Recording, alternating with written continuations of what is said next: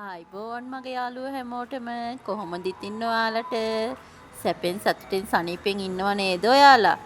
අද හඬ නම් හුරු නැතුව ඇති. මොකද මම වෙනදා කරන තැන ඉඳන් නෙමෙයි අද රෙකෝඩින් එක ගේන්නේ. මම අද ඉන්නේ අපේ පුංචිලාගේ ගෙදර. ඉතින් මේ බාහිර පරිසරයේ සද්දත් එක්ක වොයිස් කරන්න අමාරු වුණත් මට මේක ගේන්න ඕනිමයි කියලා හිතුණා. ඉතින් මේ දවස්වල අපි හැමෝම කතා වෙන දෙයක් තමයි 350 සේල් එක. සමාජ මාධ්‍ය හරහා ගොඩක් දුරට අපි මේක දැක්කා. ඉතින් මට නිවාඩුවක් ලැබෙනකන් හිටියේ ඒක බලන්න යන්න. ඉතින් මම ගත්ත දේවල් තමයි මේ. අපි දෙන්නට තේ බොන්න මග් දෙකක් ගත්තා. මේ මග් එකක මිල උනේ රුපියල් 350ක් වගේ මුදලක්. මම ගොඩක් කැමති පාට ඔයාලා දන්නවනේ. සුදුයි කළුයි. ඉතින් ඒකට මාස හිතෙන විදිහට මම ඒක මිල දීලා ගත්තා. මට මේ දවස්වල අත්‍යවශ්‍යම දෙයක් තමයි මල් පෝච්චි. මේ මල් පෝච්චි එකක මිල උනේ රුපියල් 50යි. ඉතින් මම මල් පෝච්චි 9ක් මිල දීලා ගත්තා. ඒත් මට මදි වගේ. මොකද මට ගොඩක් මල් පැල හදන්න අවශ්‍යතාවය තිබුණත් මම දැනට මල් පෝච්චි 9ක් විතරක් ගත්තේ.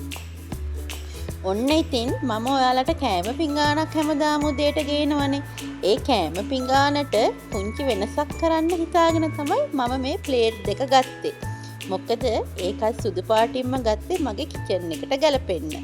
මේ non stick pan එක බිත්තරයක ප්‍රමාණයක් විතරක් බැද ගන්න පුළුවන්. ඒ වගේම සෙන්ටිමීටර් 14ක වගේ පමණ අරයක් තියෙන non stick pan එක මට උනේ රුපියල් 395යි. ඒක හරිම ලාභයි කියලා හිතුණා. ඉතින් මම ඒක ගත්තා. මගේ කුස්සියේ දැනට පිහියක් නම් තියෙනවා. ඒත් මට අමතරව තව පිහියක අවශ්‍යතාවය දැන්න මේක උනේ රුපියල් 200යි.